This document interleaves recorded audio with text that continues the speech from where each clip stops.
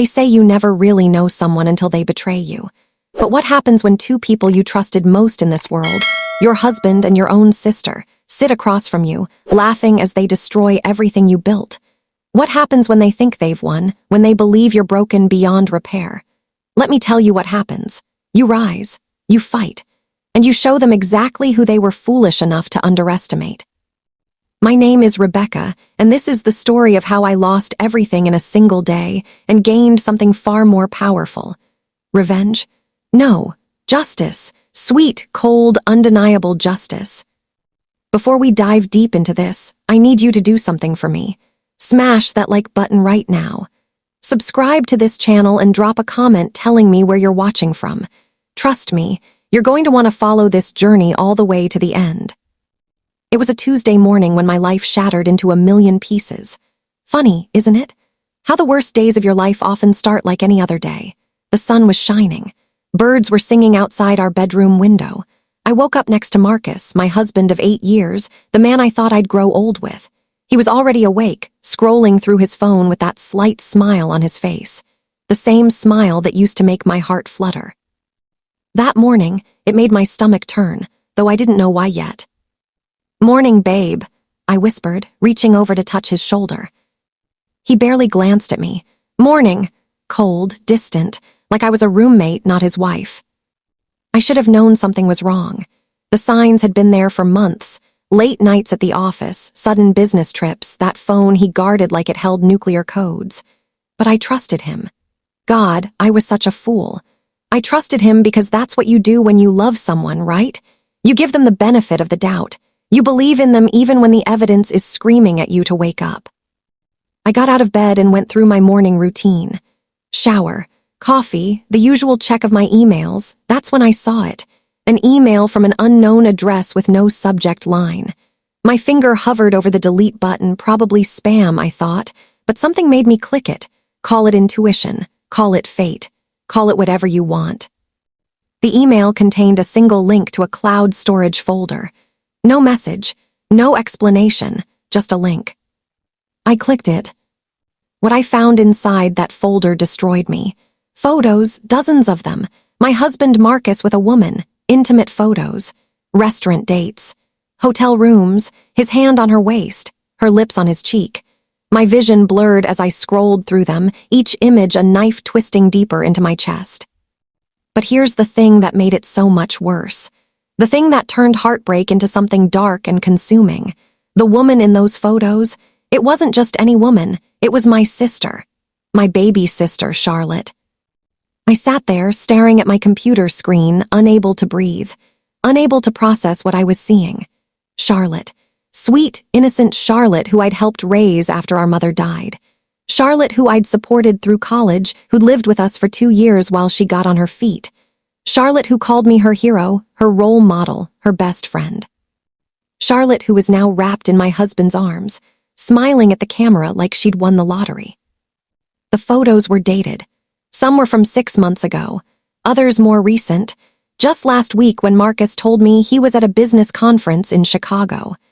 There they were, toasting champagne at some expensive rooftop restaurant, the city lights twinkling behind them like they were in some romantic movie.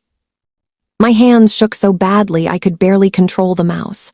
I kept scrolling, hopping, praying that somehow I was misunderstanding, that there was some explanation that would make this okay. Then I found the videos. The first one was them in a car, laughing about something. I turned up the volume with trembling fingers. "She has no idea," Charlotte was saying, her voice filled with amusement. "She actually thinks you're working late. God, she's so naive." Marcus laughed, that deep, rich laugh I used to love. "Rebecca sees what she wants to see. She always has. It's almost too easy." "Do you feel bad at all?" Charlotte asked, but she was smiling, not concerned, curious.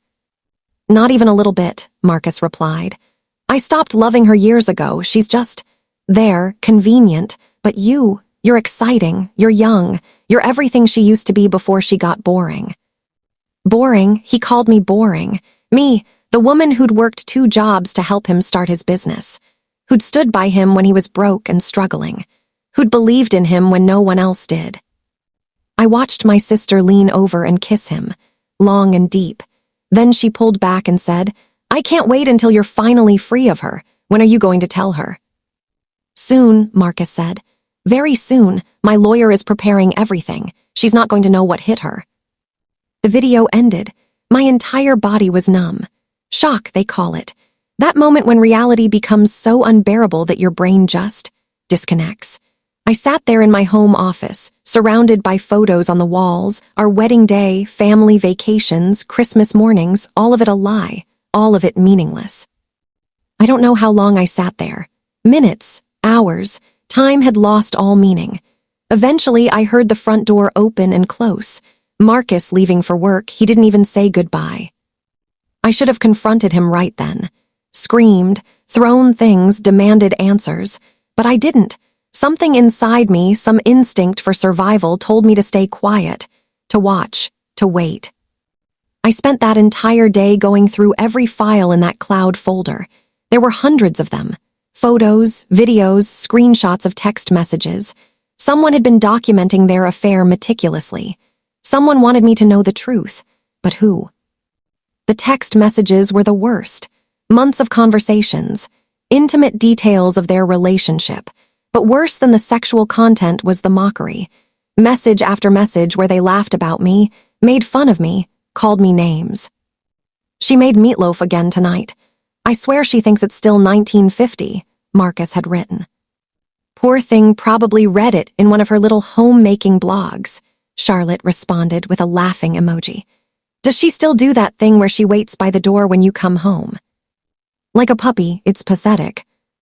I had waited by the door, every single day, because I missed him, because I loved him, because after 8 years of marriage, seeing him at the end of the day still made me happy.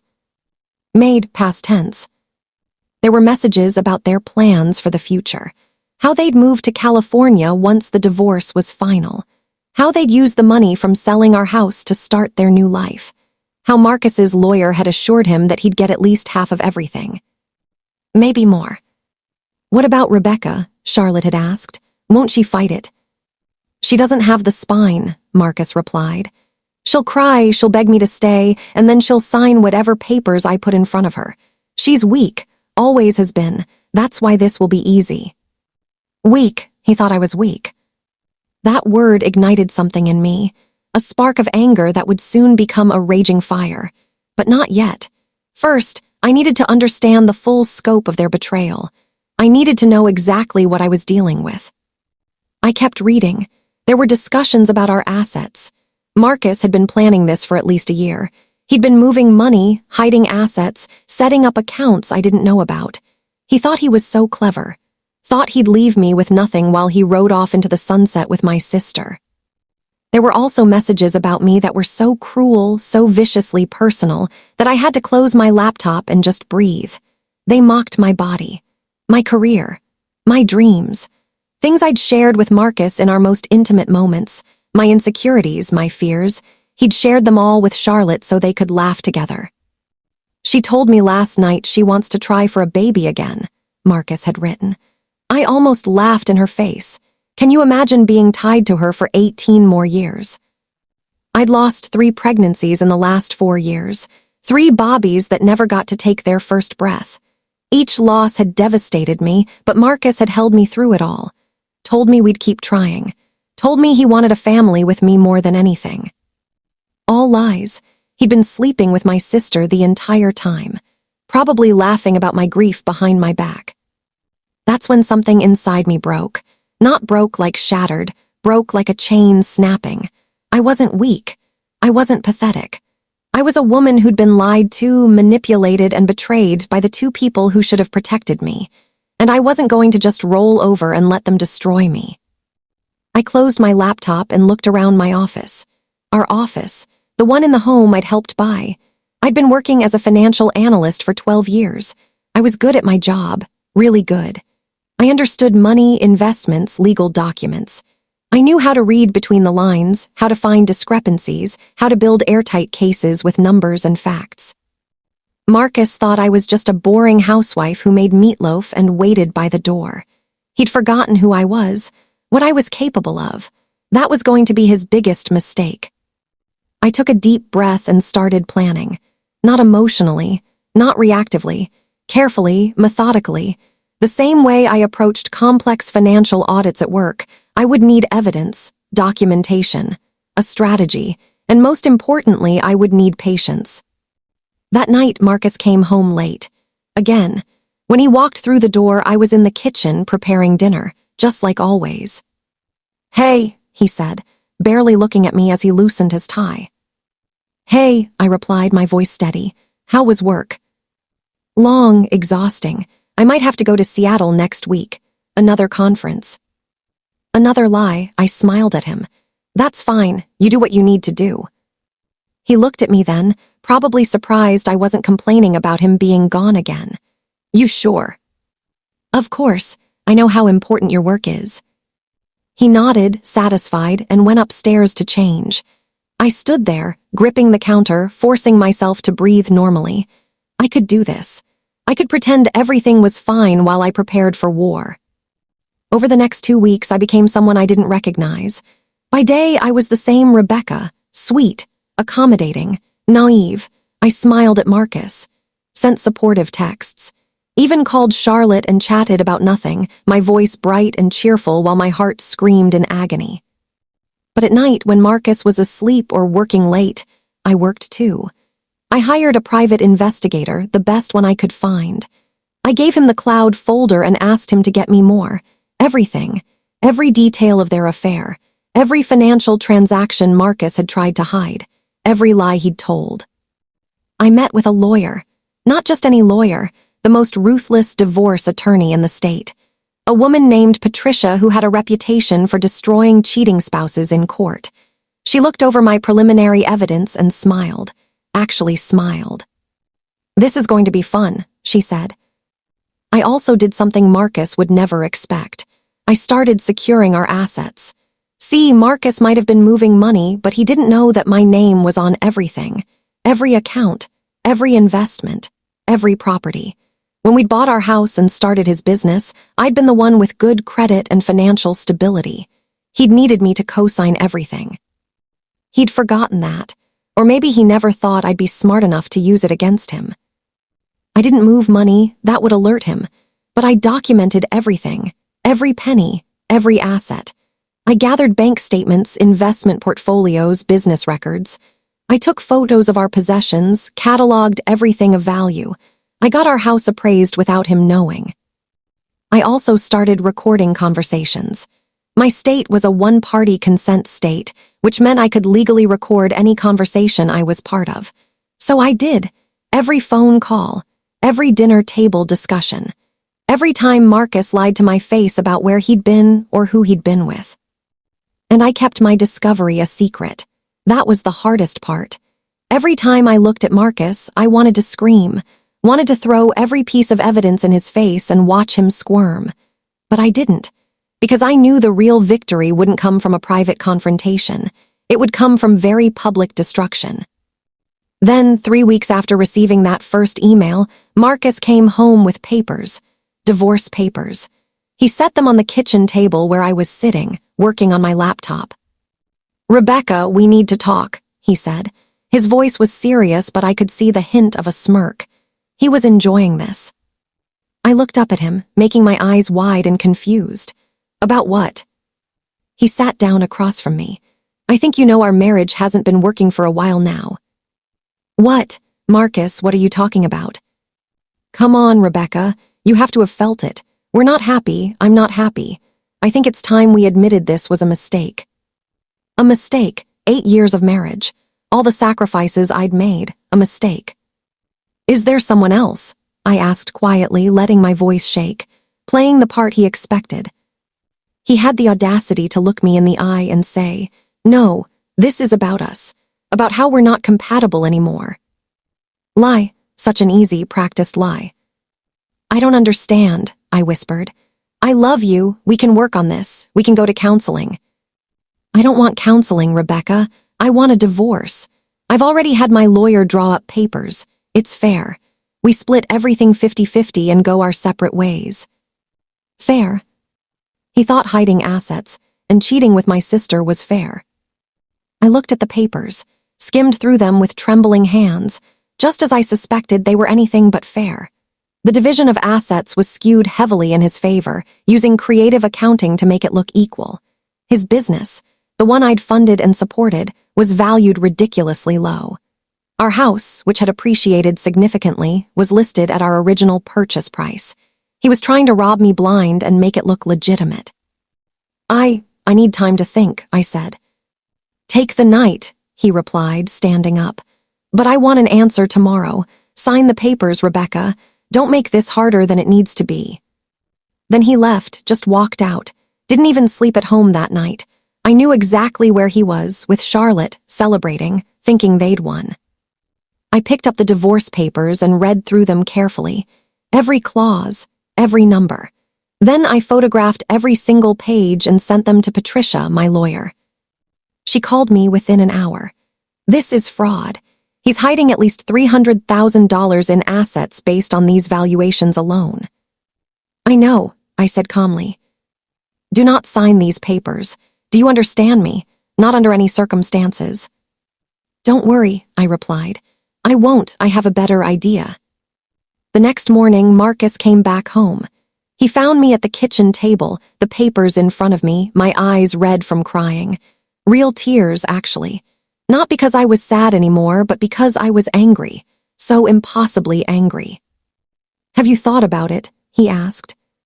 I nodded slowly. I'll sign them, you're right. If you're not happy, then there's no point. I saw the relief flash across his face. The victory. He really thought I was going to roll over. But I want to do this right, I continued. Through the courts, official, I don't want any confusion later. He frowned slightly. These papers are legal. You can just sign them and... No, Marcus. If we're ending 8 years of marriage, I want to do it properly, with a judge. So there's no question that everything was handled correctly. I owe us that much. I watched him calculate. He didn't want a court proceeding too public, too much scrutiny. But he also couldn't push back too hard without seeming suspicious. Fine, he finally said, if that's what you need for closure. Closure? Oh, I was going to get closure all right, just not the kind he was expecting. Over the next few weeks, I played the part of the heartbroken but cooperative wife. I agreed to mediation sessions. I sat through meetings with lawyers.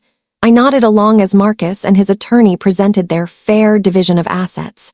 I even cried a few times, which made Marcus visibly uncomfortable but also confident. He thought he'd broken me. Thought I was too emotional and weak to fight back. What he didn't know was that Patricia was building a case. A massive, devastating case. We had everything. The affair documentation, the hidden assets, the fraudulent divorce filing, expert testimony on the real value of the business and properties, text messages where Marcus explicitly discussed deceiving me in the divorce. But the piece de resistance, the thing that would make this perfect, I needed them both there, Marcus and Charlotte, together, in court. That's when I made a decision that Patricia initially argued against. I told Marcus I wanted family there for support during the final hearing. I specifically asked if Charlotte could come. She's my sister, I said, my voice small and sad. I need her there. Marcus loved that idea. Of course he did. It meant he and Charlotte could watch me fall apart together, could exchange secret glances while the judge finalized everything. It was the ultimate humiliation, having my own sister there to witness my destruction. I think that's a great idea, Marcus said, probably already texting Charlotte about it. Family support is important. I agreed to a court date, 6 weeks away.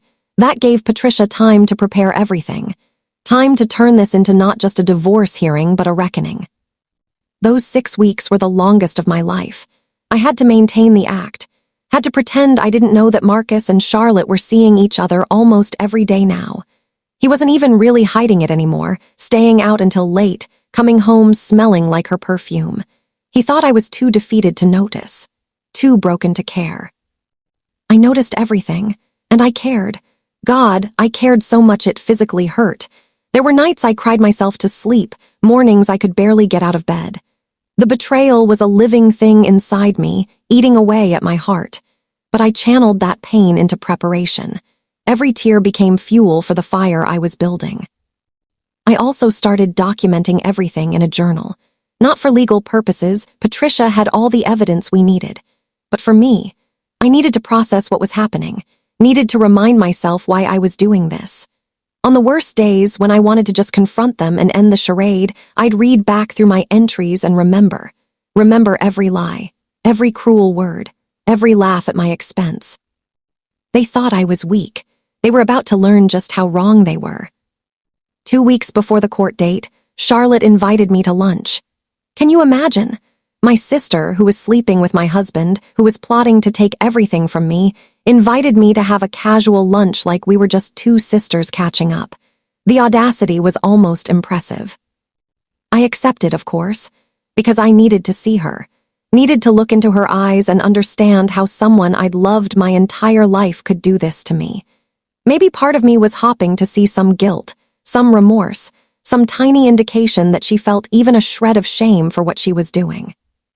We met at this trendy little bistro downtown, the kind of place Charlotte loved, all exposed brick and overpriced salads. She was already there when I arrived, looking beautiful in a way that made my stomach turn. She was wearing a necklace I didn't recognize, expensive, delicate. I wondered if Marcus had bought it for her with money from our joint account. Probably. "Rebecca," she called out, waving me over with a bright smile. Like everything was normal, like she wasn't destroying my life. I sat down across from her, forcing myself to smile back. "Hey, Charlotte, thanks for meeting me. I really needed this." "Of course," she said, reaching across to squeeze my hand. The hand that had touched my husband in ways I couldn't bear to think about. "I know you're going through such a hard time with the divorce. I wanted to be here for you." Be here for me. The words were so absurd I almost laughed. Almost. "It means a lot," I said instead. "I feel so alone right now." "I know, sweetie, but you're going to get through this. You're strong. You've always been strong." Her voice was dripping with false sympathy, and I realized something disturbing. She was enjoying this. This performance of being the supportive sister while secretly twisting the knife, it gave her some sick sense of satisfaction. We ordered food, made small talk. She asked how I was holding up, if I was sleeping okay, if I needed anything. Every word was poison wrapped in sugar. I played along, answering with the vulnerability she expected, telling her I was devastated, that I didn't understand why Marcus wanted to leave, that I felt like such a failure. "You're not a failure," Charlotte said, but her eyes told a different story. They were cold, calculating. Sometimes relationships just run their course. Marcus probably just needs someone more, I don't know, compatible with where he is in his life now. Compatible, that was code for younger, more exciting, more like her. "Do you think there's someone else?" I asked, watching her carefully. She didn't even flinch. "I doubt it. Marcus doesn't seem like the type. He's probably just been unhappy for a while and finally worked up the courage to leave." The lie came so easily to her, so naturally. This was my sister, the girl I'd braided hair for when she was 6, who I'd taught to ride a bike, who'd been my maid of honor at my wedding to the man she was now sleeping with. "You're probably right," I said quietly. Then, because I couldn't help myself, I added, "I'm so glad you'll be there at the hearing. I don't think I could face it alone." Something flickered across her face then. Excitement. Anticipation. She was looking forward to it, to watching me suffer in an official capacity. "I wouldn't miss it," she said. "You need family there, real family who cares about you." I had to excuse myself to the bathroom after that because I thought I might actually be sick. I stood in front of the mirror, gripping the sink, forcing myself to breathe. 2 more weeks. Just 2 more weeks and this would all be over. I could do this. I had to do this. When I returned to the table, Charlotte was on her phone, texting someone with a small smile on her face. Marcus, undoubtedly. She looked up when I sat down, not even trying to hide her phone. "Sorry, just handling something," she said. "No problem, boyfriend," I asked innocently. Her smile widened. "Something like that. It's new, really exciting. I'll tell you all about it soon." Soon, meaning after the divorce was final, and they could go public with their relationship. after they'd taken everything from me and didn't have to hide anymore. The lunch continued for another agonizing hour. Charlotte talked about her life, her job, her plans for the future. She mentioned wanting to move, maybe to the West Coast. California, she said. She'd always dreamed of living in California. I knew all of this, of course. I'd read their messages, seen their plans. But hearing her say it out loud, watching her barely contain her excitement about a future she was building on the ruins of my marriage, it took everything in me not to throw my water in her face. Instead, I smiled, nodded, pretended to be happy for her. When the check came, she insisted on paying. "My treat," she said.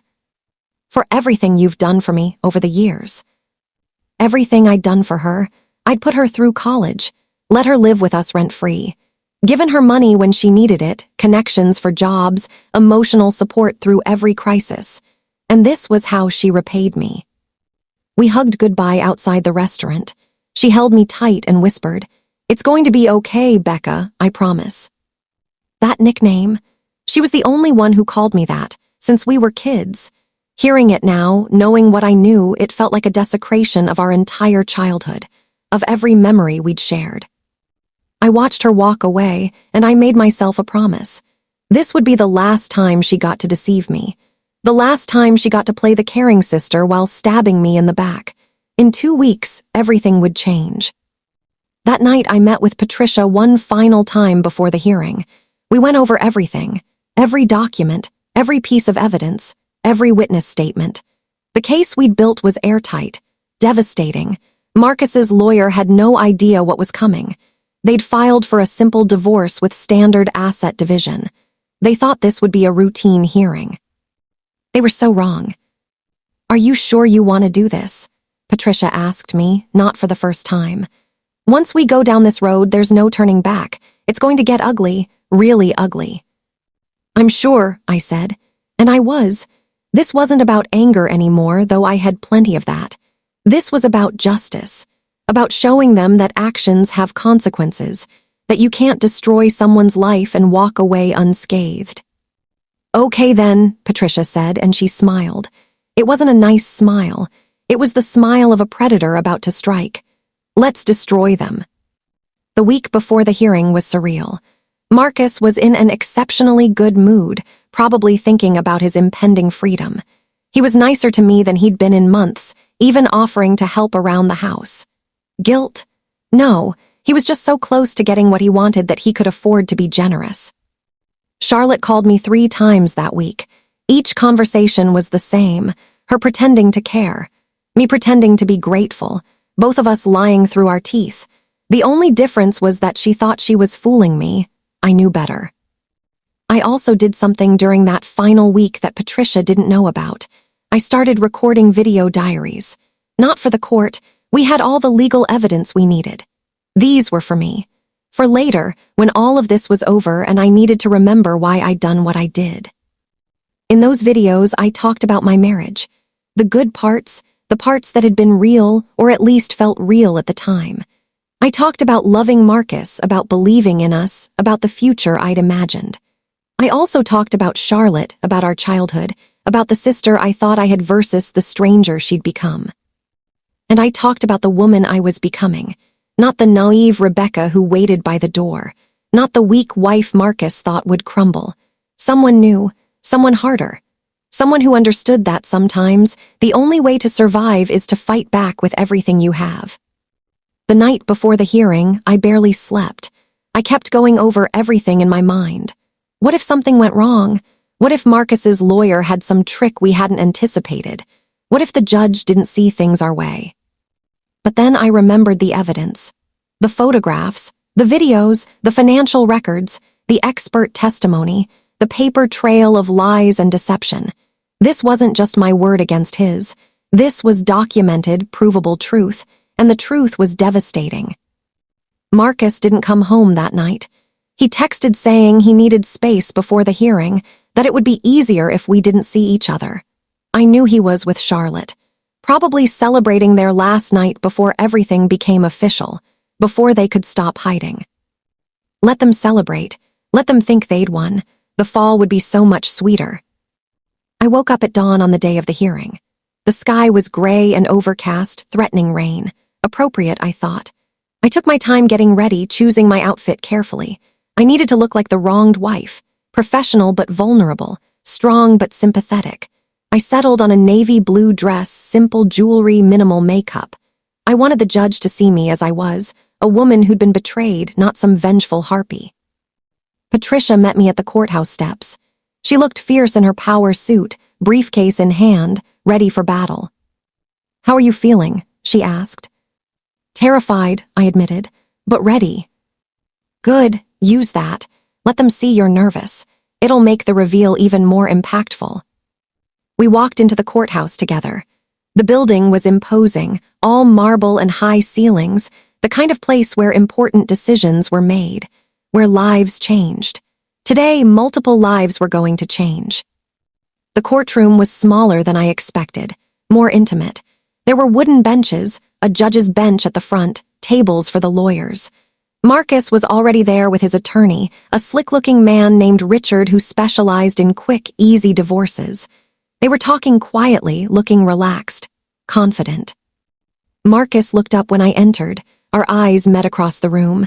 I let him see my fear, my sadness. I even let my eyes water a little. He looked away quickly, uncomfortable. Good. Let him think I was falling apart. Then Charlotte arrived. She slipped into the courtroom and sat in the public seating area, giving me a small, encouraging wave. She was dressed carefully, too, I noticed. Conservatively, playing the part of the supportive sister. I wondered if she'd chosen her outfit with Marcus, if they'd discussed how to present themselves. The irony was almost beautiful. They'd coordinated their deception right down to their clothing choices, but they'd underestimated me at every turn. That was going to cost them everything. "All rise for the Honorable Judge Patricia Morrison," the bailiff announced. We all stood as the judge entered. She was a woman in her 60s with silver hair and sharp eyes that seemed to miss nothing. I'd researched her extensively.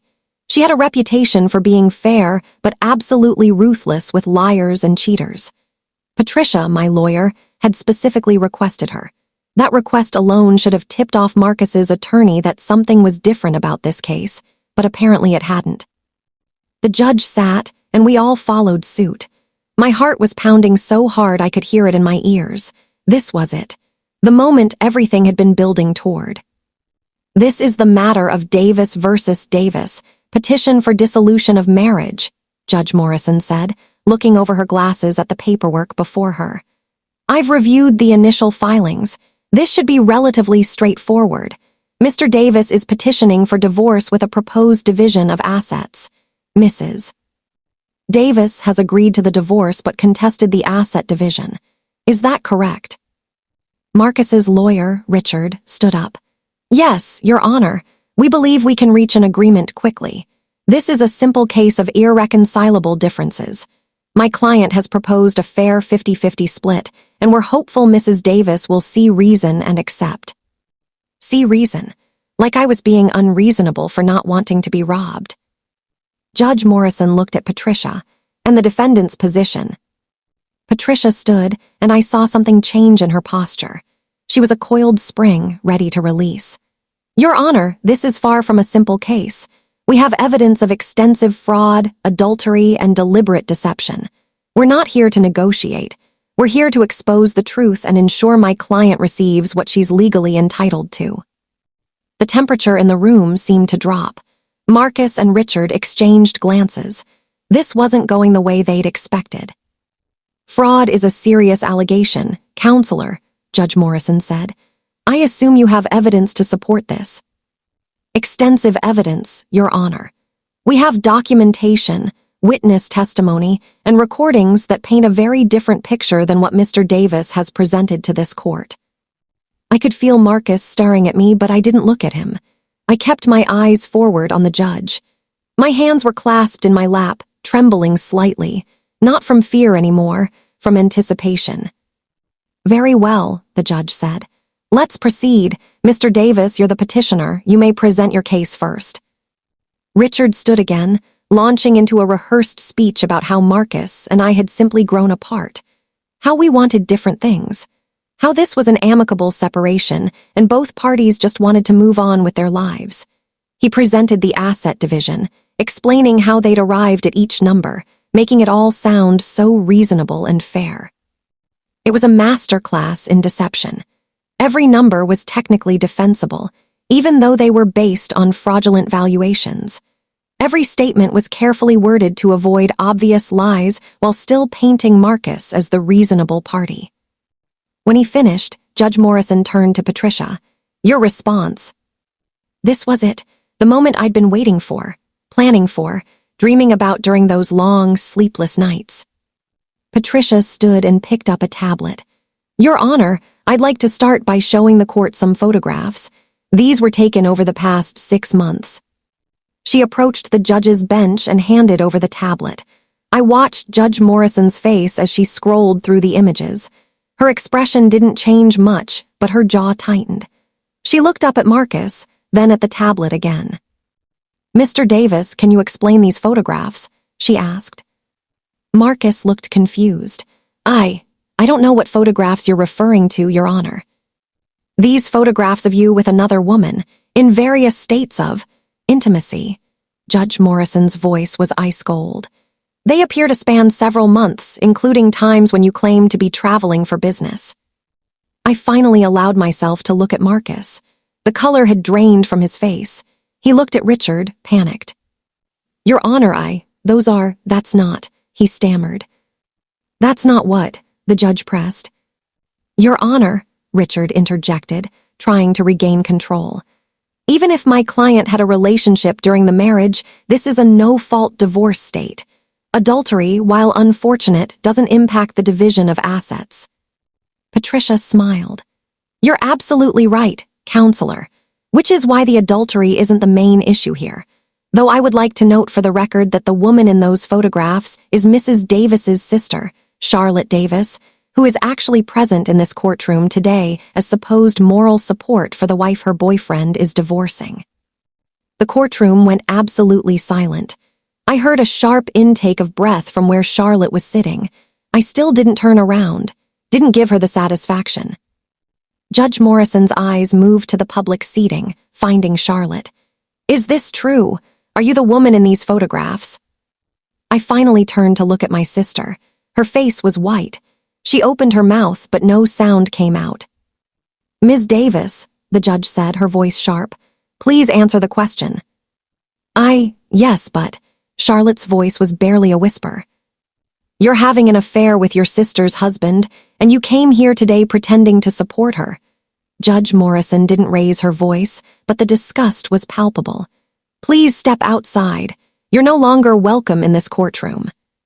Charlotte stood on shaking legs. She looked at me finally, and I met her eyes.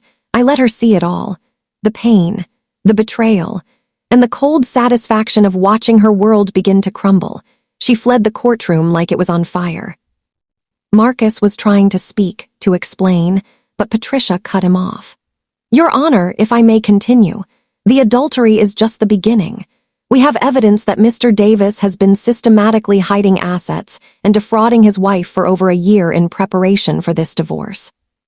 She began presenting documents, bank statements showing transfers to hidden accounts, business records that proved Marcus's company was worth 3 times what he'd claimed, property assessments showing the real value of our house, investment portfolios I wasn't supposed to know about. With each new piece of evidence, I watched Marcus sink further into his chair. Richard was frantically taking notes, probably trying to figure out how his easy payday had turned into a nightmare. But Patricia wasn't done, not even close. "We also have video evidence, Your Honor.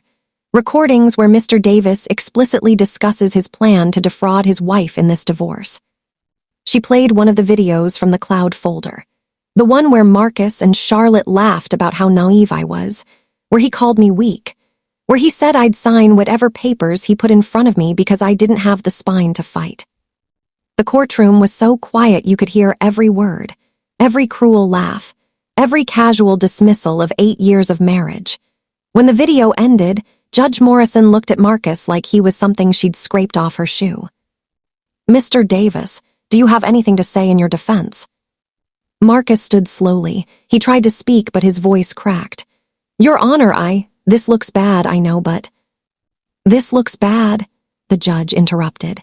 Mr. Davis, you committed adultery with your wife's sister, hid hundreds of thousands of dollars in assets, and submitted fraudulent financial statements to this court. Bad doesn't begin to cover it. She turned to Richard. Counselor, did you know about any of this? Richard was sweating now. No, Your Honor. My client assured me all financial disclosures were accurate.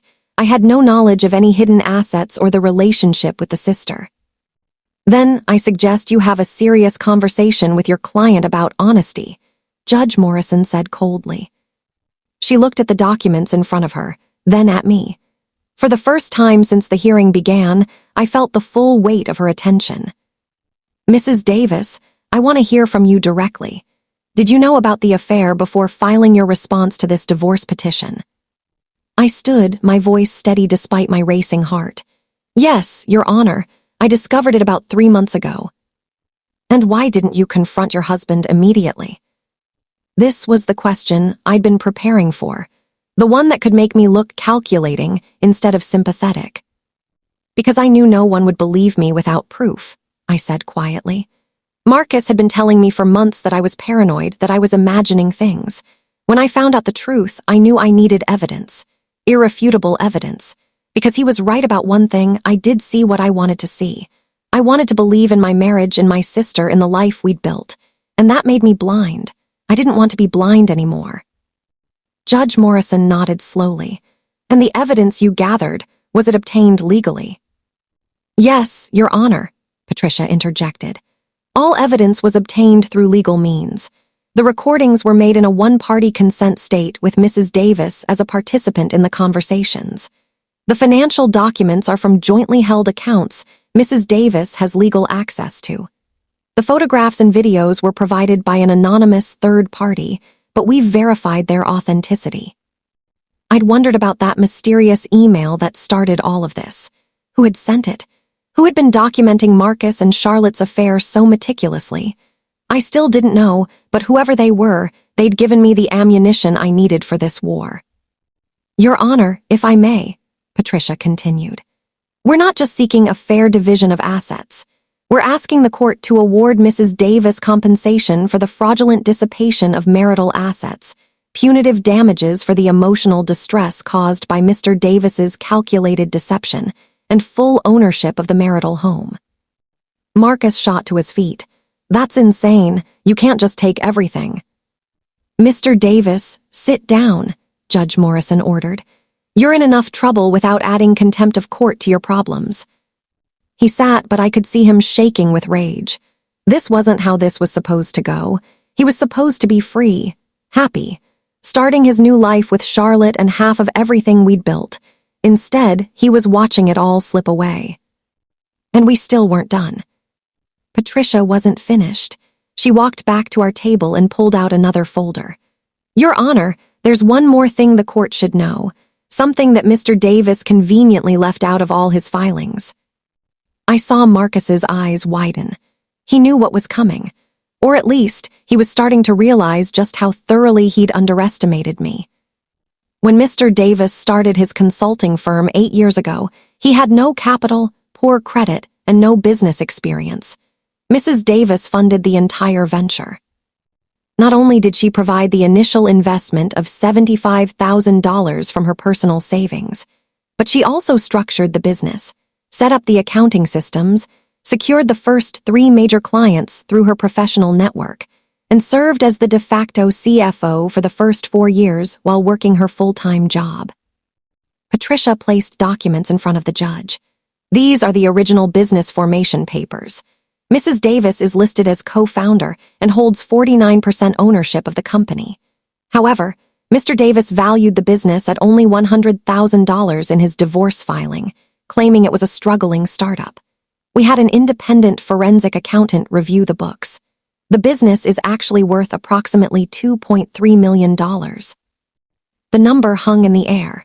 Marcus had tried to hide a multi-million-dollar company by claiming it was barely worth 6 figures. Judge Morrison looked at Marcus with undisguised contempt. You tried to defraud your wife out of over $1 million in business assets, the business she helped you build. That valuation is inflated, Marcus stammered. It's not worth that much. We have 3 independent appraisals that all came within 10% of that number, Patricia said smoothly. We also have testimony from your business partner, David Chen, who was quite shocked to learn you'd undervalued the company so drastically. In fact, he was so disturbed by your attempted fraud that he's willing to testify that you explicitly told him you were hiding assets from your wife. Marcus's face went from white to red. David, his best friend and business partner. I'd met with David privately 3 weeks ago, shown him the evidence of what Marcus was doing. David was a good man, honest, and he'd been horrified.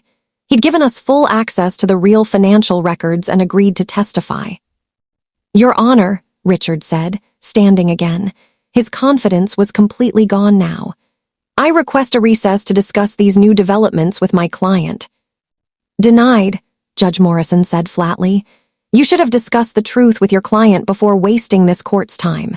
Sit down. She looked at all the documents spread before her, then back at me. Mrs. Davis, I'm curious about something. You clearly have significant financial acumen. You built a successful business, maintained your own career, managed the household finances. Why did you stay silent for so long? Why let your husband think he could get away with this? I stood again, taking a moment to gather my thoughts. This was the question that mattered, the one that would determine whether the judge saw me as a victim or as someone who'd manipulated the system. Because I needed to understand the full extent of the betrayal, I said honestly. When I first found out about the affair, I was devastated. I wanted to believe there was some explanation, some way this wasn't as bad as it looked. But as I investigated, I realized it was worse. So much worse.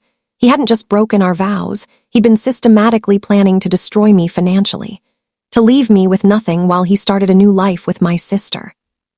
My voice cracked and I didn't try to hide it. These were real emotions, real pain. I stayed silent because I knew that if I confronted him, he'd just adjust his strategy. He'd hide the evidence better. He'd move the money somewhere I couldn't find it. He'd paint me as the crazy, jealous wife, and people would believe him because that's what people want to believe. That the woman is overreacting, being emotional, seeing things that aren't there. I looked at Marcus then, really looked at him. He told me I was weak, that I didn't have the spine to fight back, and maybe the old Rebecca wouldn't have, the woman who believed in fairy tales and happy endings. But that woman died the day I found out the 2 people I loved most in the world were laughing at me behind my back. The woman standing here now, she's not weak, she's not stupid, and she's not going to be victimized without a fight. The courtroom was absolutely silent. Judge Morrison was watching me with an expression I couldn't quite read. Respect, understanding, sympathy. Your Honor, Patricia said, we have one final piece of evidence to present. The one that we believe demonstrates just how calculated and cruel Mr. Davis's deception truly was. She pulled out another document. These are medical records from Mrs. Davis's obstetrician. Over the past 4 years, Mrs. Davis has suffered 3 miscarriages. Each one was devastating to her, as evidenced by the therapy records we've also submitted. Mr. Davis was present at the hospital for each loss. He comforted her, told her they'd keep trying, told her he wanted a family with her. Patricia's voice hardened. What Mrs. Davis didn't know was that Mr. Davis had secretly gotten a vasectomy 2 years ago. He never intended to have children with her. He let her go through the heartbreak of those losses, let her blame herself, all while knowing it was impossible for them to conceive. I felt like I'd been punched in the stomach. What? No, that couldn't be true. I looked at Patricia in shock. She gave me a small nod. It was true. We discovered this during our investigation, Patricia continued. Mr. Davis's medical records show the procedure was performed at a clinic in Nevada during one of his supposed business trips. He never told his wife, never gave her the chance to make an informed decision about their future. He just let her suffer. The room was spinning. All those losses, all that grief, all that time I'd blamed my body, thought something was wrong with me, and he knew the whole time. I sat down heavily, tears streaming down my face. These weren't strategic tears. These were the tears of a woman learning that the betrayal was even deeper than she'd imagined. Judge Morrison's voice cut through my shock. "Mr. Davis, did you have a vasectomy without your wife's knowledge while she was trying to conceive?" Silence. I looked up through my tears. Marcus was staring at the table, his jaw clenched. "Answer the question, Mr. Davis," the judge ordered. "Yes," he said finally, his voice barely audible. "But that was my choice, my body." "Your choice," Judge Morrison repeated slowly. "Your choice to let your wife endure 3 miscarriages thinking she was at fault. Your choice to deceive her about something so fundamental to your marriage. Your choice to play God with her emotional well-being." She closed the folder in front of her with a sharp snap. "I've been a family court judge for 23 years. I've seen a lot of terrible behavior in that time. Adultery, financial abuse, manipulation. But this," she shook her head, "this is one of the most callous, calculated acts of cruelty I've ever encountered." Judge Morrison looked at me, and her expression softened. "Mrs. Davis, I want you to know that this court sees you. We see what was done to you, and we see how you fought back with intelligence and dignity. You gathered evidence legally. You presented your case with facts, not hysteria. You refused to be the victim your husband tried to make you." She turned back to Marcus and Richard. "Here's what's going to happen. The court finds that Mr. Davis has committed fraud, both in his marriage and in his filings with this court.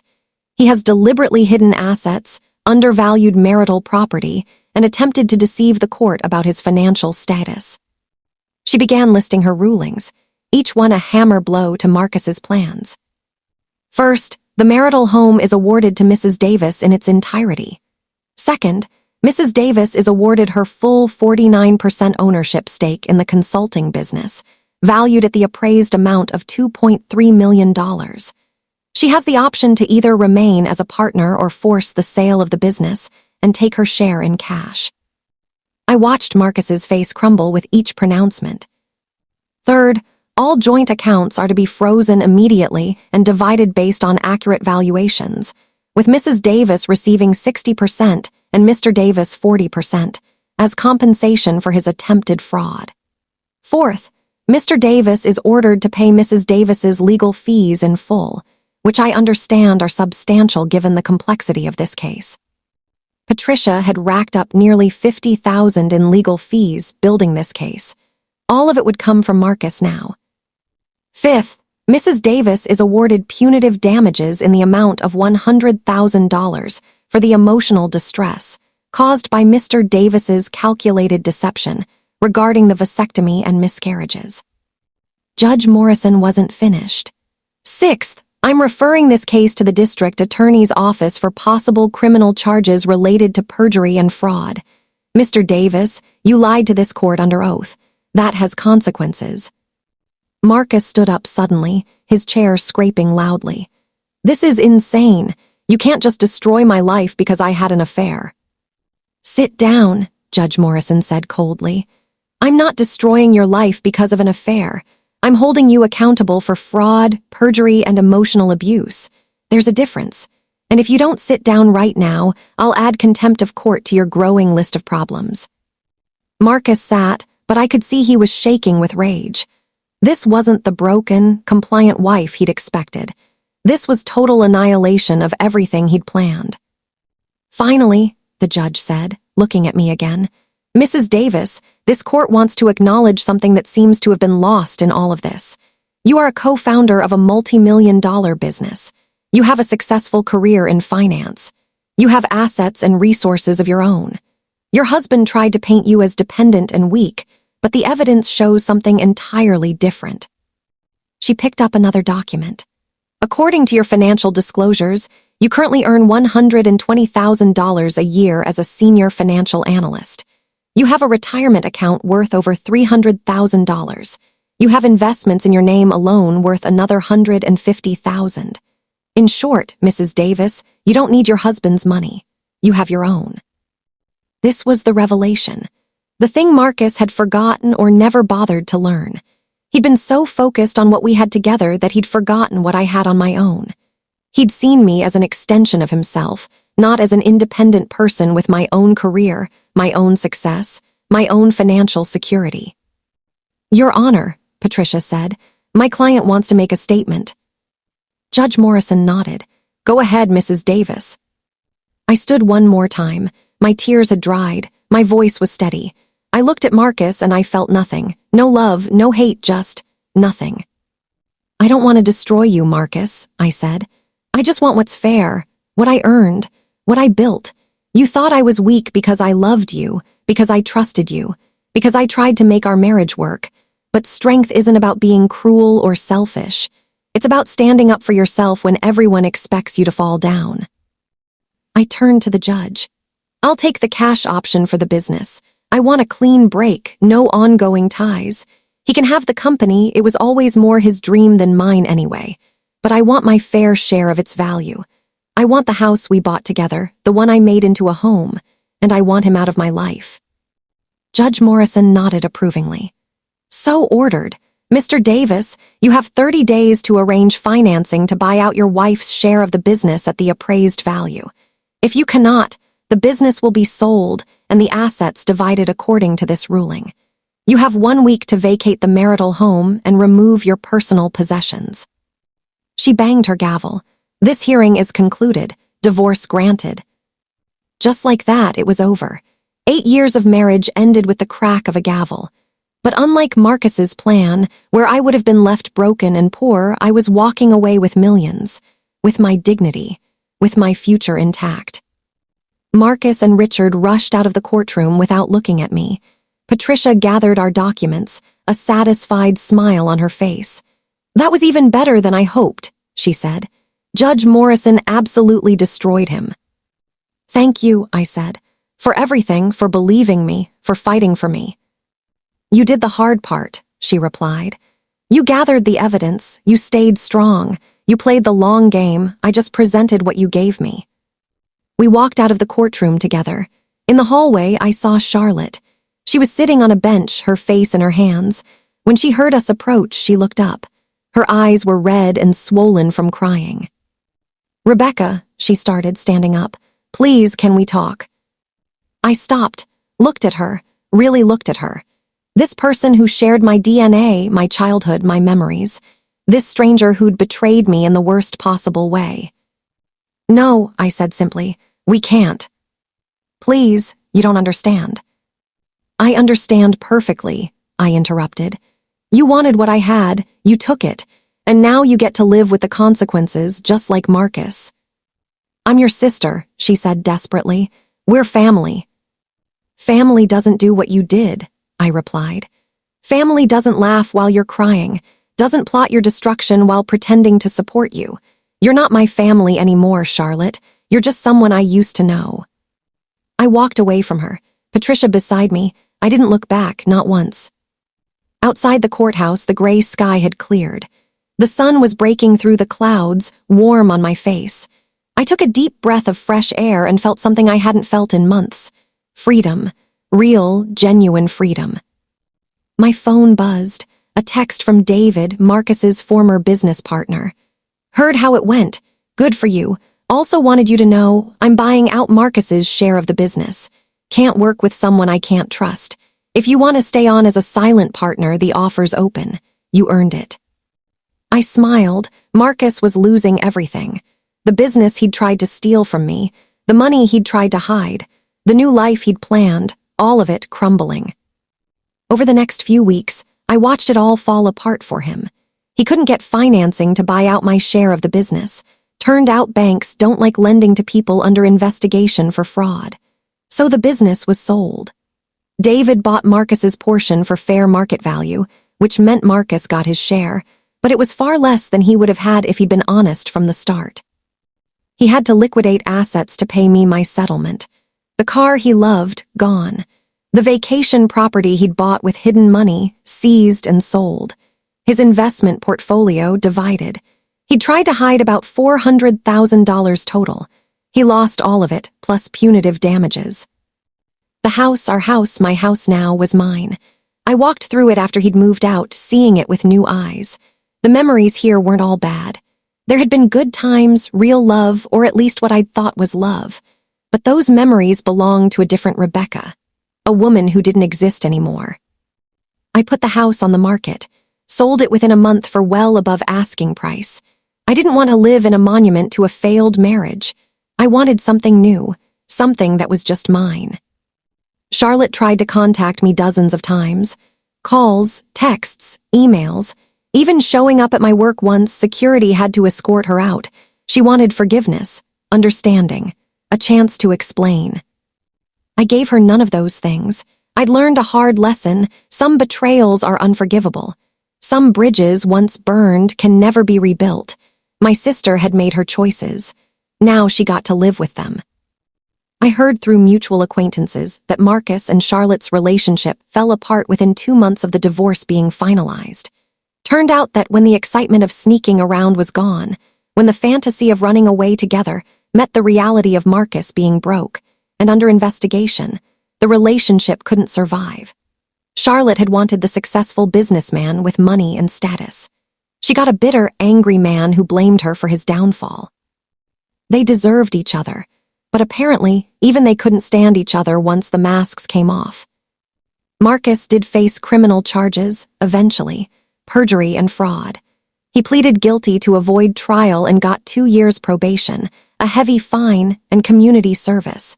His reputation in the business world was destroyed. No one wanted to work with someone who'd lie under oath and try to defraud his own wife. As for me, I took my settlement money, over $1.3 million after everything was calculated, and I built a new life, a better life. I left my job at the financial firm. I'd been there for 12 years, and while I was good at it, it had never been my passion. I just needed stability, security, a way to support Marcus's dreams while putting my own on hold. Now, I got to dream for myself. I'd always wanted to start a nonprofit. Something to help women in situations like mine, women going through divorce, especially those dealing with financial abuse. Women who didn't know their rights, who didn't have the resources to fight back, who were being taken advantage of by spouses who thought they were too weak or too stupid to stand up for themselves. I used $500,000 of my settlement to establish the foundation. We provided free legal consultation, connected women with attorneys who'd work pro bono or reduced rates, offered financial literacy classes, and created a support network. We called it the Rebecca Foundation, and within 6 months, we'd helped over 100 women navigate divorces and come out the other side with their dignity and their fair share intact. That work, helping other women find their strength, was more fulfilling than any job I'd ever had. Every woman who walked out of a consultation standing a little taller. Every successful settlement that gave someone a fresh start, it healed something in me. I also went back to school.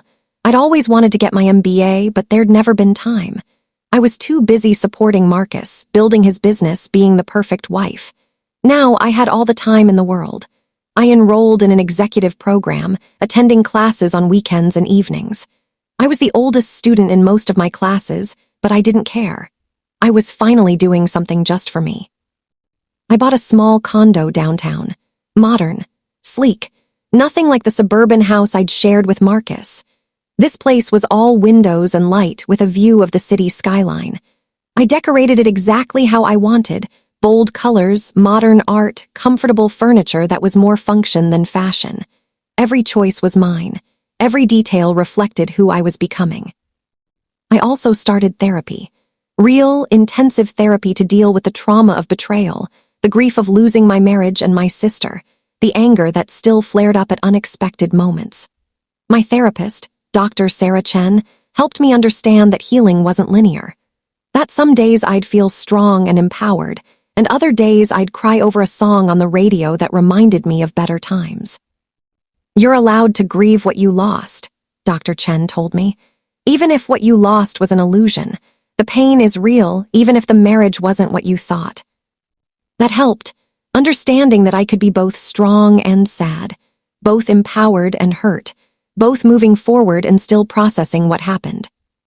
I made new friends, real friends, not couples we'd socialized with because of Marcus's business connections.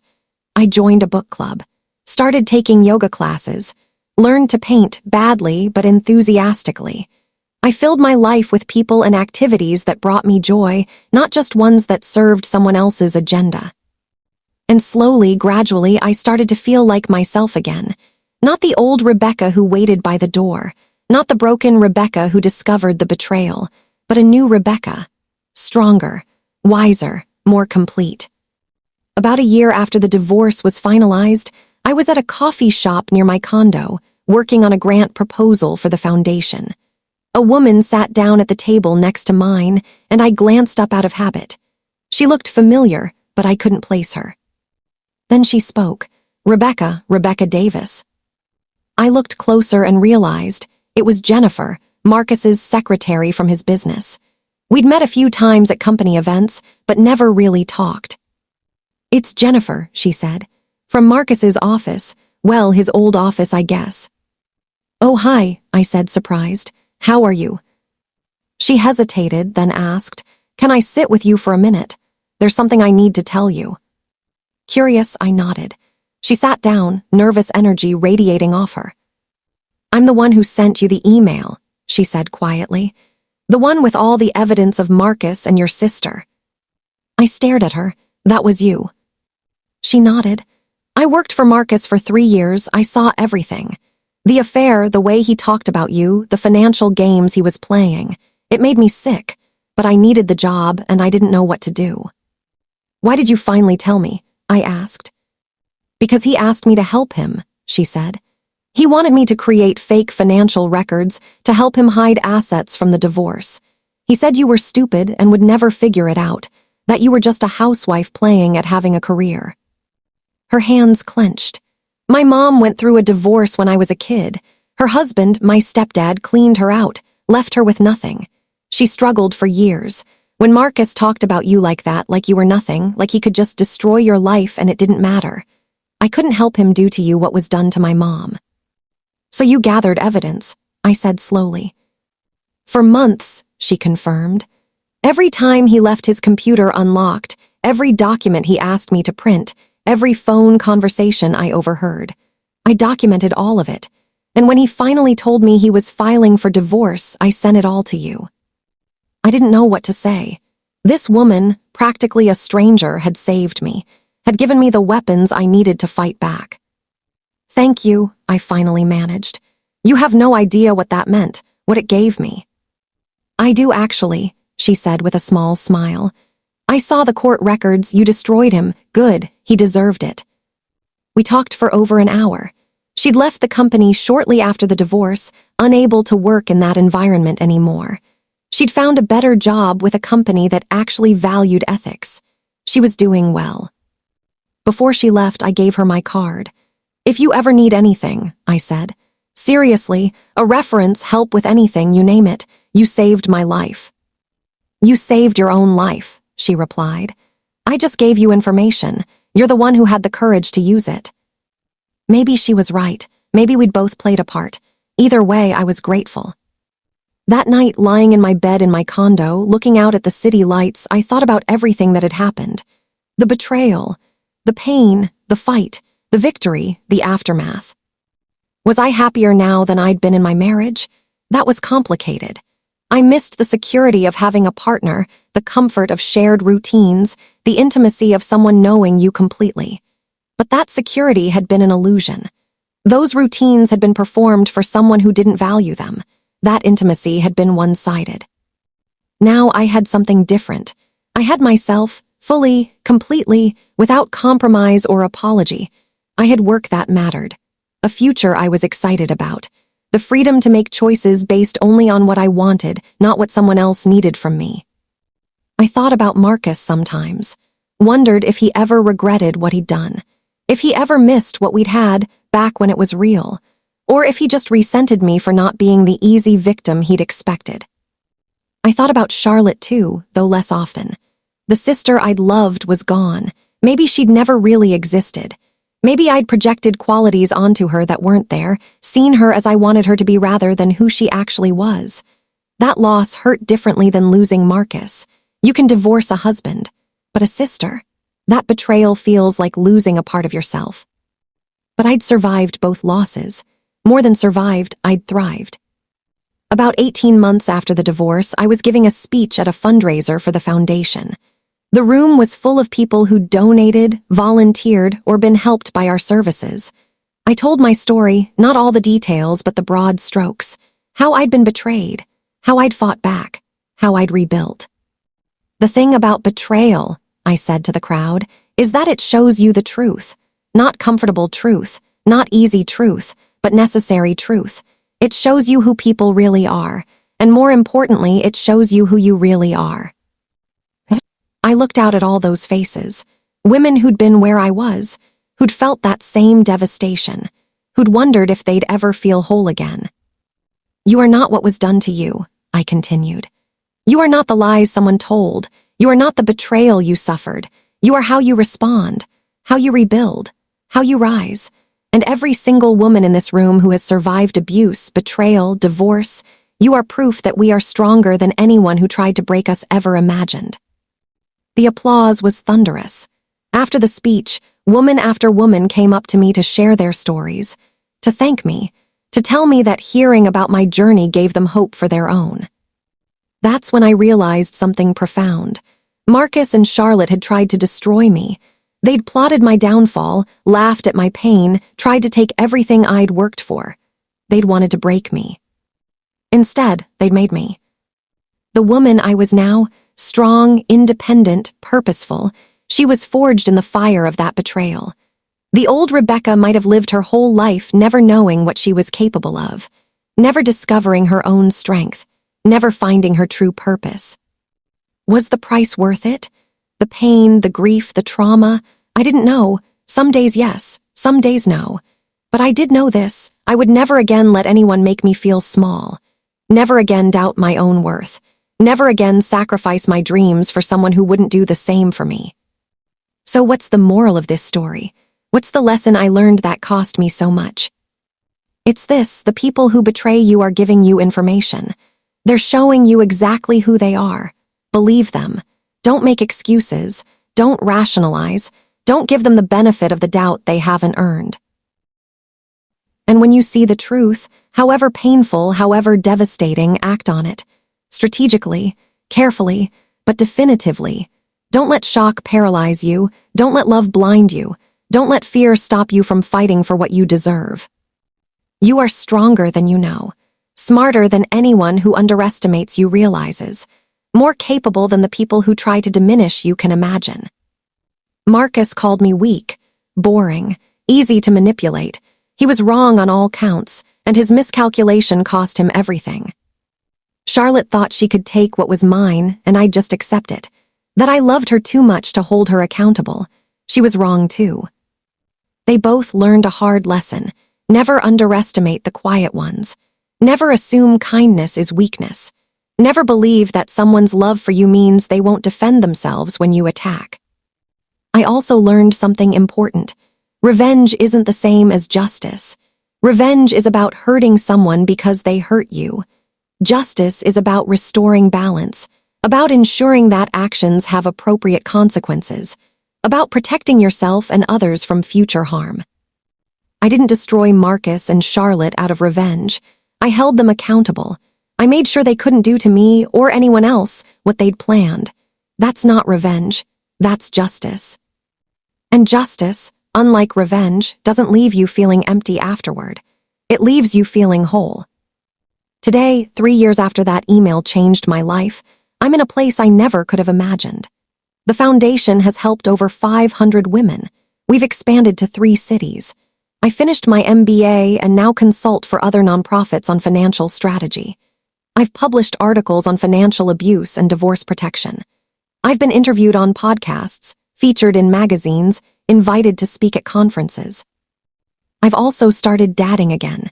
Carefully, slowly, with firm boundaries and zero tolerance for red flags. I'm not sure I want to get married again. Once was enough, maybe. But I'm open to companionship, to partnership, to love if it comes from someone who deserves my trust. My life is full, challenging, meaningful. It's mine in a way it never was when I was trying to be who Marcus needed me to be. Sometimes I wonder what would have happened if I'd never received that email, if Jennifer had kept quiet, If I just continued on, oblivious, while Marcus executed his plan? Would I have signed those papers? Would I have walked away with almost nothing, heartbroken and defeated? Maybe the old Rebecca might have. But I like to think that even without the email, I would have figured it out eventually. That something inside me would have refused to go down without a fight. That the strength I found was always there, just waiting for a reason to emerge. We all have that strength. Every person who's reading this, who's listening to this story.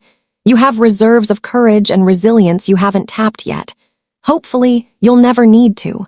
Hopefully, you'll never face the kind of betrayal I did. But if you do, when life shows you someone's true colors, when you're faced with a choice between accepting injustice or fighting back, when someone tries to make you feel small and weak and worthless, remember this.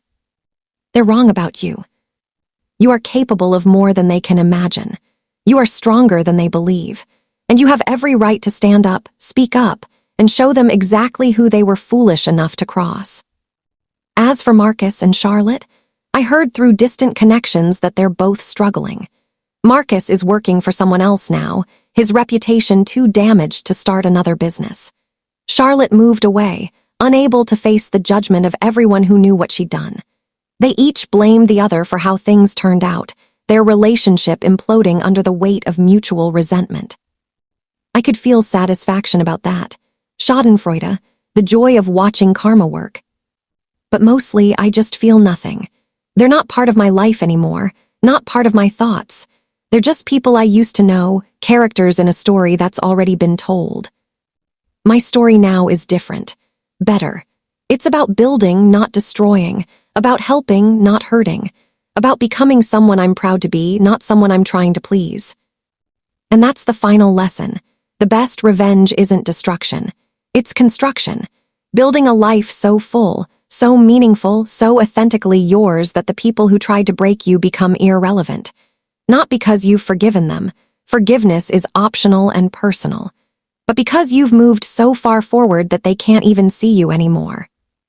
They're back there, in the past, dealing with the consequences of their choices. You're here, in the present, living the life you built from the ashes of what they destroyed. And there's no greater victory than that. So to everyone listening to this story, everyone who's been betrayed, deceived, underestimated, or dismissed, you are not alone. You are not weak. You are not whatever names they called you or whatever role they tried to force you into. You are a survivor, a fighter, a force to be reckoned with. And your story, it's far from over. In fact, the best chapters haven't even been written yet. The ones where you rise, where you rebuild, where you show the world and yourself exactly what you're made of. That's your power. That's your truth. And no one, no matter how much they betray you, can ever take that away. My name is Rebecca. 3 years ago, my husband and my sister plotted my divorce and laughed in my face. They thought they'd won. They thought I was broken. They couldn't have been more wrong. And now I'm not just surviving, I'm thriving. Not despite what they did to me, but in some strange way because of it. They forced me to become someone stronger, someone better, someone who knows her worth and refuses to settle for anything less. I didn't just survive their betrayal. I transformed because of it.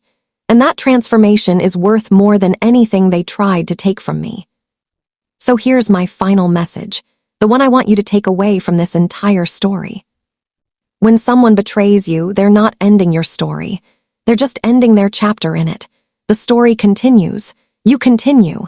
And the chapters you write after betrayal, those have the potential to be your most powerful yet. Because you're not who you were before, you're who you became after. And that person, she's unstoppable. Thank you for listening to my story. Thank you for being part of this journey. And remember, whatever you're going through, whatever betrayal you're facing, whatever battle you're fighting, you're stronger than you know. Believe in yourself, fight for yourself, become the person you were always meant to be, the person that no betrayal, no matter how deep, can destroy. You've got this, I promise.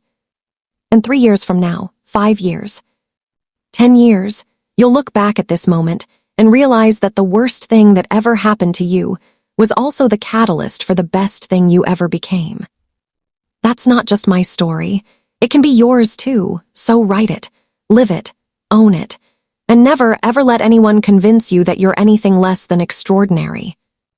Because you are, and deep down, even the people who betrayed you know it. That's why they tried so hard to break you. They saw your potential and feared it. Don't fear it, embrace it, and show the world what happens when you stop making yourself small to make others comfortable. What happens is magnificent. What happens is powerful. What happens is you finally become who you were always meant to be. And there's nothing more beautiful than that. 5 years. That's how long it's been since I sat in that courtroom and watched my old life crumble and my new one begin. 5 years since the judge's gavel came down and changed everything. People ask me if it feels like a lifetime ago or if it feels like yesterday. The truth? It feels like both. And neither. It feels like something that happened to a different person entirely, even though I carry the scars and the strength from it every single day. I'm sitting in my office right now. Not the home office where I discovered the truth about Marcus and Charlotte, but a real office with my name on the door. Executive Director. The Rebecca Foundation now operates in 12 cities across 3 states. We have a staff of 42 people. Last year alone, we helped over 2,000 women navigate divorces, escape financial abuse, and reclaim their lives. 2,000 women who might have been where I almost was, broken, poor, convinced they were worthless. But that's not why I'm telling you this additional part of my story. See, something happened last week that brought everything full circle. Something I need to share because it taught me something I didn't even realize I still needed to learn.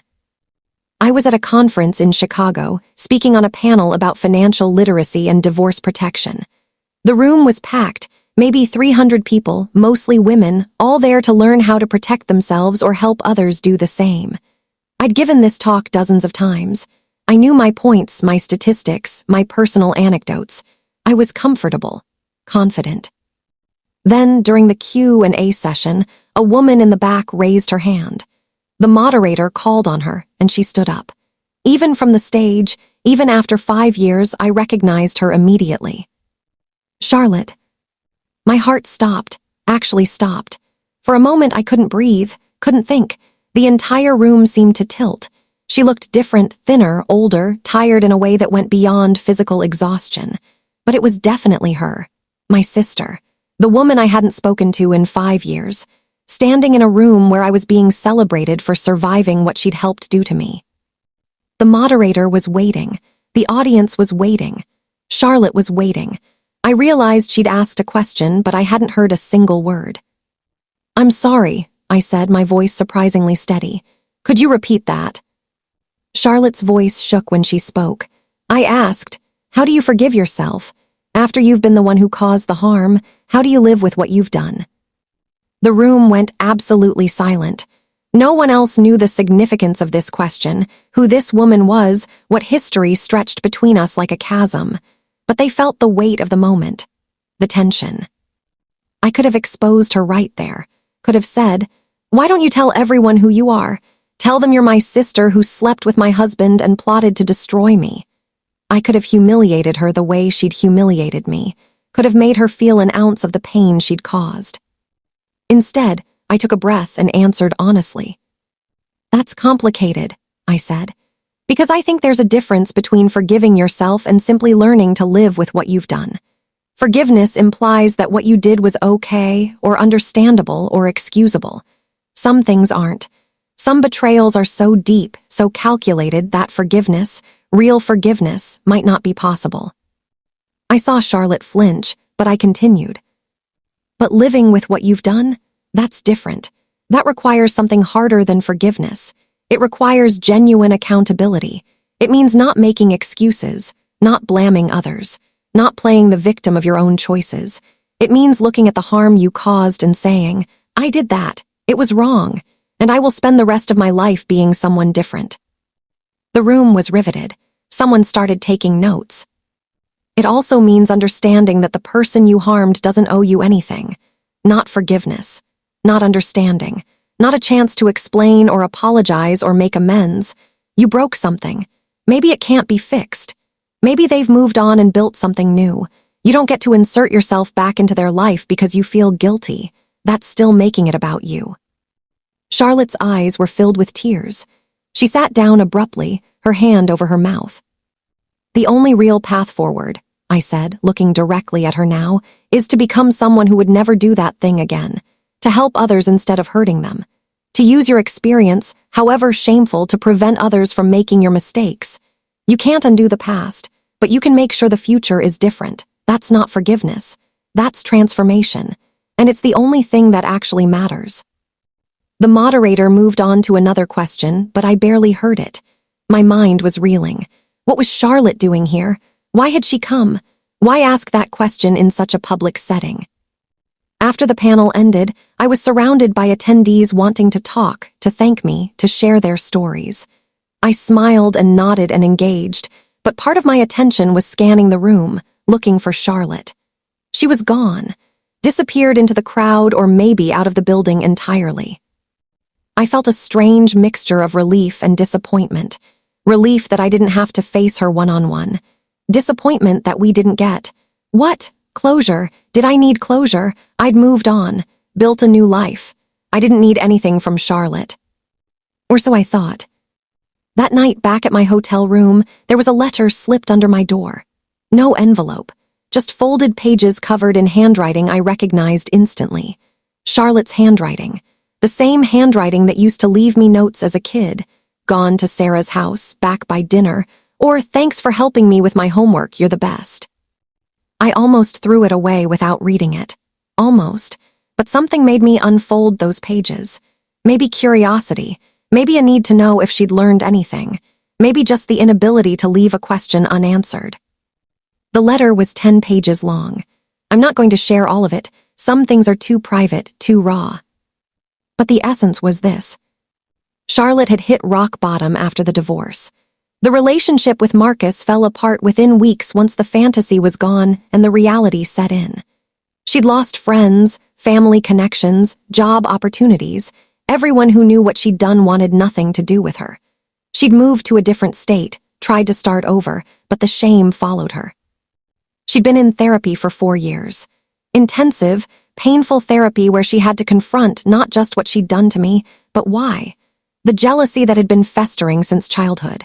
The resentment of always being the younger sister, the one who needed help, the one who lived in my shadow. The twisted logic that made her think taking what was mine would somehow make her equal to me. None of it was an excuse. She stated that explicitly.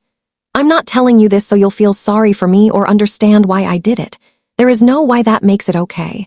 I'm telling you because you deserve to know that I understand the magnitude of what I destroyed. Not just your marriage, that was already broken by Marcus's betrayal, but our relationship, your trust, your sense of safety in your own family." She wrote about watching my career over the past 5 years from a distance, reading articles about the foundation, seeing me speak at events, understanding that while she'd tried to destroy me, I'd used that destruction to build something meaningful. "You asked in the courtroom if I felt guilty," she wrote. "The truth is, guilt is too small a word for what I feel. I live every day knowing I'm the villain in your story, the betrayer, the sister who committed the ultimate treachery, and I can't fix it. I can't apologize enough. I can't turn back time. All I can do is try to be someone different going forward." She'd started volunteering at a women's shelter, using her experience, how she'd rationalized her awful choices, how she'd justified the unjustifiable, to help counselors understand the psychology of people who enable abuse. She wasn't trying to redeem herself, she wrote. There was no redemption for what she'd done, but she could at least make sure her experience served some purpose. The letter ended simply. "I don't expect forgiveness, I don't deserve it. I just wanted you to know that you were right in the courtroom and today on that panel. Transformation is the only thing that matters. I'm trying, every day. Not for you, I lost the right to do anything for you. But because I can't live with being the person who did what I did, I have to become someone else, someone better, someone who would never hurt another person the way I hurt you. I'm sorry for everything." Not because sorry fixes anything, but because it's true. See. I read that letter 3 times, then I folded it carefully and put it in my bag. I didn't cry, didn't feel anger or sadness or even satisfaction. I just felt tired of carrying this story. tired of defining myself by what was done to me, even in a positive way. Don't get me wrong, I'm proud of what I built from the ashes. Proud of the foundation, the work, the woman I became. But I realized in that moment that I'd been holding onto the betrayal as a defining characteristic. Rebecca, the woman who was betrayed and fought back. Rebecca, the survivor. Rebecca, the phoenix who rose from the ashes. All true, but also limiting. Because there's more to me than what happened 5 years ago. There's who I am today, who I'm becoming tomorrow. And that person doesn't need to be defined by Marcus and Charlotte's choices anymore. The next morning, I did something I never thought I'd do. I wrote Charlotte an email. Not a long one. Not absolution or forgiveness or reconciliation. Just acknowledgement. I received your letter. I heard your question at the conference. You asked how to forgive yourself. I told you about transformation, about accountability. But I left something out. The final step isn't about forgiveness, yours or mine. It's about release. You need to release yourself from the prison of who you were. And I need to release myself from defining my life by what you did. We both need to let go, not forget, not pretend it didn't happen. But stop letting it be the central story of our lives. You do your work, I'll do mine. We don't need to be in each other's lives to do that. This isn't forgiveness, it's just letting go, be well. I hit send before I could second-guess myself. Then I blocked her email address. Not out of anger, but out of necessity. I meant what I said. We didn't need to be in each other's lives. This wasn't about rebuilding a relationship. It was about both of us moving forward without the weight of constant connection to our worst moments. Did sending that email make me weak? Some people might think so. The Rebecca who walked into that courtroom 5 years ago would have said never respond, never acknowledge, never give her anything. But I wasn't that Rebecca anymore. I was someone who understood that sometimes closure isn't about the other person. It's about yourself. I flew home that afternoon. Landed in my city, my real city now, the place I'd chosen for myself, not where Marcus's business was or where our old house stood. I took a cab to my apartment, a beautiful loft in a converted warehouse with exposed brick and floor-to-ceiling windows. I'd lived here for 3 years, and it finally felt completely like home. My cat, a rescue I'd adopted 2 years ago, a gray tabby named Athena, greeted me at the door with her usual indignant meows about being left alone. I fed her, unpacked, made myself dinner. Normal life. My life. That evening, I had a date. His name was Daniel. We'd been seeing each other for about 8 months. He was a teacher, high school history with kind eyes and a patient smile. He knew my story, the broad strokes anyway. He'd never pushed for more details than I wanted to share. Never tried to fix me or save me. Just accepted me as I was. We were taking things slow. Maybe too slow by some standards, 8 months, and we hadn't even discussed being exclusive officially, though neither of us was seeing anyone else. But slow felt right. Safe. Healthy. For the first time in my life, I wasn't rushing toward some imagined finish line. Wasn't trying to force a relationship into a predetermined shape. I was just being, seeing where things went naturally. Daniel picked me up at 7. We went to a small Italian restaurant, the kind of place with checkered tablecloths and candles in wine bottles. Over pasta and wine, I told him about the conference, about Charlotte showing up, about the letter and my response. He listened without interrupting, his hand occasionally reaching across the table to squeeze mine. When I finished, he was quiet for a moment, thinking. "How do you feel?" he finally asked. "Lighter," I admitted. Which is strange. I thought I'd feel conflicted or upset or angry, but I just feel lighter, like I put down something I didn't even realize I was still carrying. "That makes sense," Daniel said. "You're allowed to move on, you've done the work, built the foundation literally and figuratively. At some point you get to just live, not as the woman who survived betrayal, but as Rebecca, just Rebecca." Just Rebecca. When was the last time I'd been just Rebecca, not Marcus's wife, not Charlotte's sister, not the founder of a nonprofit built on my trauma, not the woman with the dramatic story, just me. "I think I'd like that," I said quietly. "So what does just Rebecca want?" Daniel asked, smiling. "Right now, in this moment in her life." I thought about it, really thought about it. Not what I should want, not what sounded impressive or meaningful. What did I actually want? I want to take a vacation, I said suddenly. Somewhere I've never been, somewhere with no conferences or speaking engagements or purpose beyond just experiencing it. Where? Daniel asked. I don't know, Greece, Morocco, Japan, somewhere completely different from anything I know. Then let's go, he said simply. Just like that. Just like that. Summer break is in 3 months. I'll have 2 weeks off. You're the executive director of your own foundation. I'm pretty sure you can take a vacation. Let's go see the world, just for the joy of it. I laughed, surprised by how much I wanted this. When was the last time I'd done something purely for enjoyment? Everything in the past 5 years had been about building, achieving, helping, proving. All important, all meaningful, but also exhausting. Okay, I said. Let's do it. Let's go to Greece or Morocco or all of it. Let's just be tourists, take pictures of sunsets, eat food we can't pronounce, get lost in foreign cities.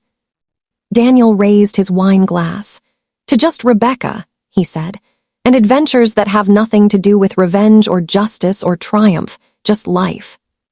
I clinked my glass against his. To just Rebecca, I echoed. That night, after Daniel dropped me off with a sweet, lingering kiss at my door, I sat on my couch with Athena purring in my lap and opened my laptop. I started looking at pictures of Greece. White buildings clinging to cliffsides above impossibly blue water. Ancient ruins. Winding streets filled with bougainvillea. I realized I was smiling.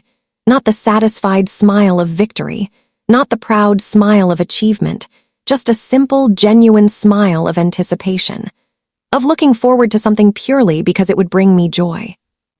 I thought about everything that had led me to this moment, the discovery of the affair, the months of secret preparation, the courtroom confrontation, the rebuilding, the foundation, the healing, even Charlotte's letter and my response. All of it had been necessary. All of it had shaped me, taught me, made me who I was. But it didn't have to define me forever.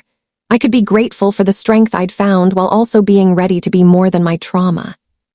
That's the thing they don't tell you about recovery from betrayal. Everyone focuses on the fighting back part.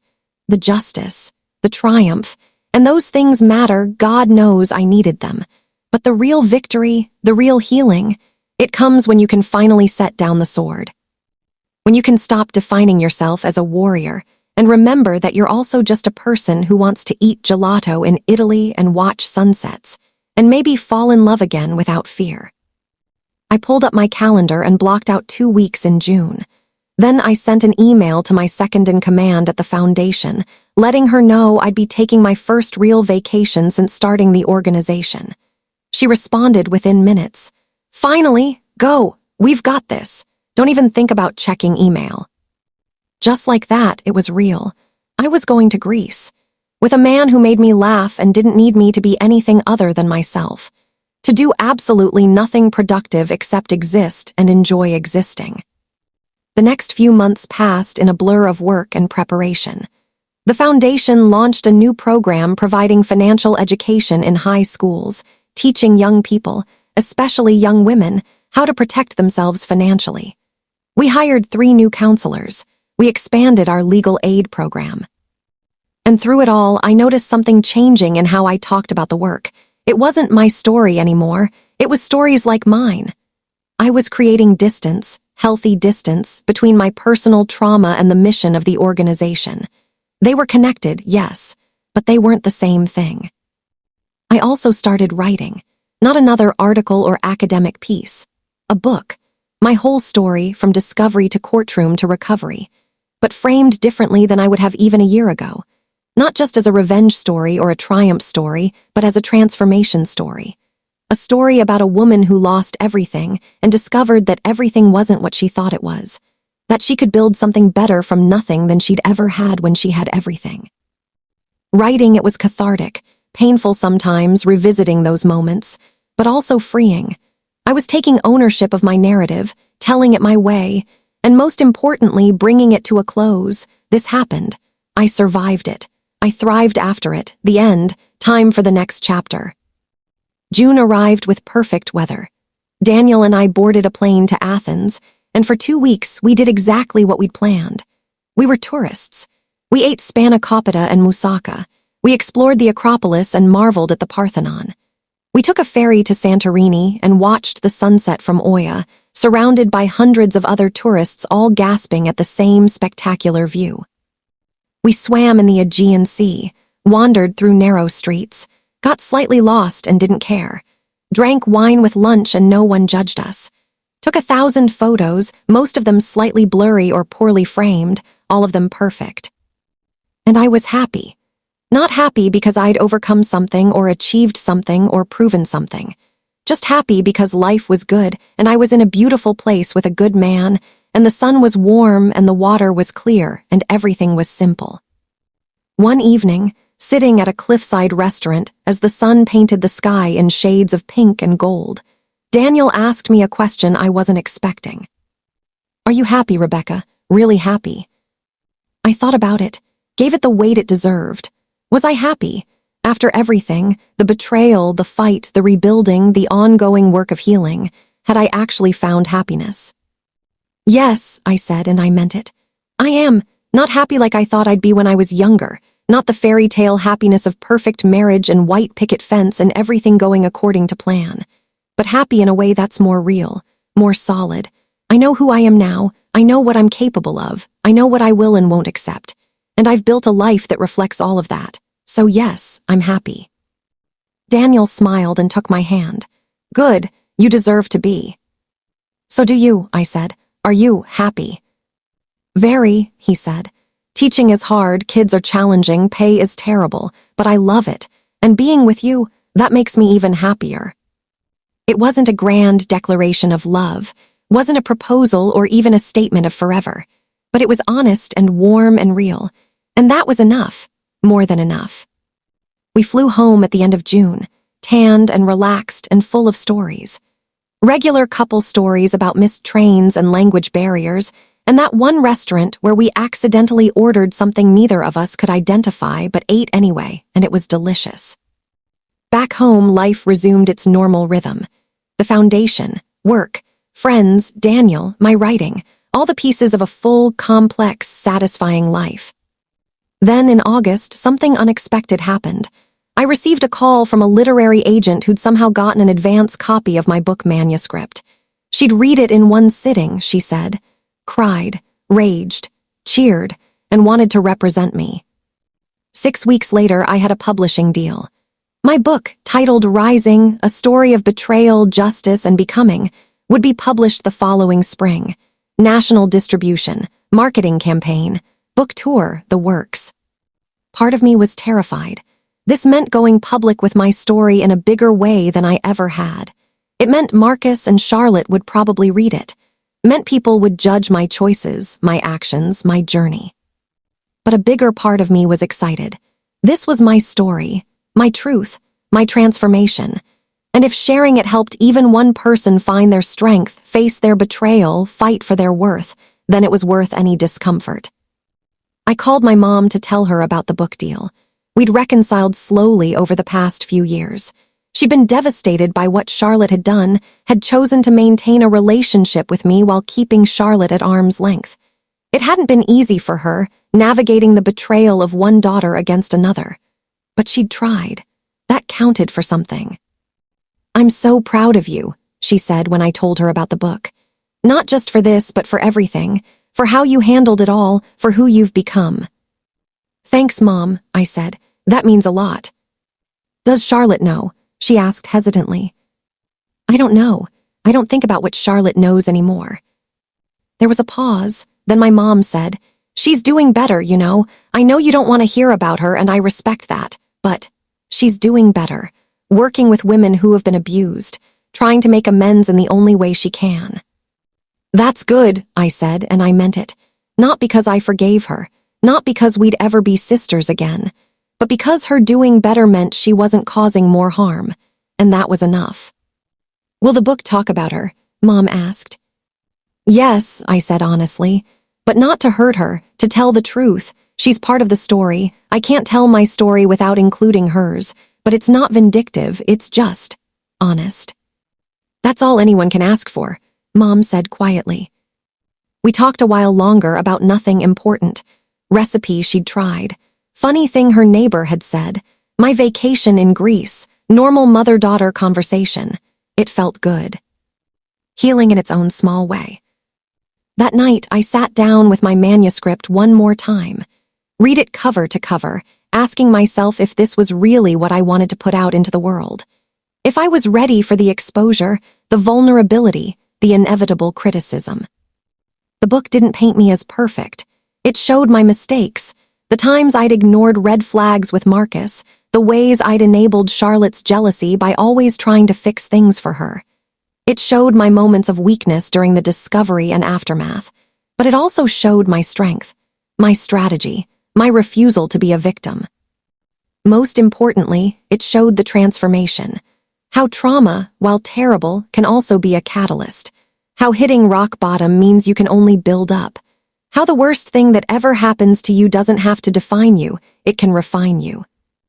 I closed the laptop, satisfied. This was my truth. Imperfect, complicated, but mine. The book came out the following April, almost exactly 6 years after that email that changed my life.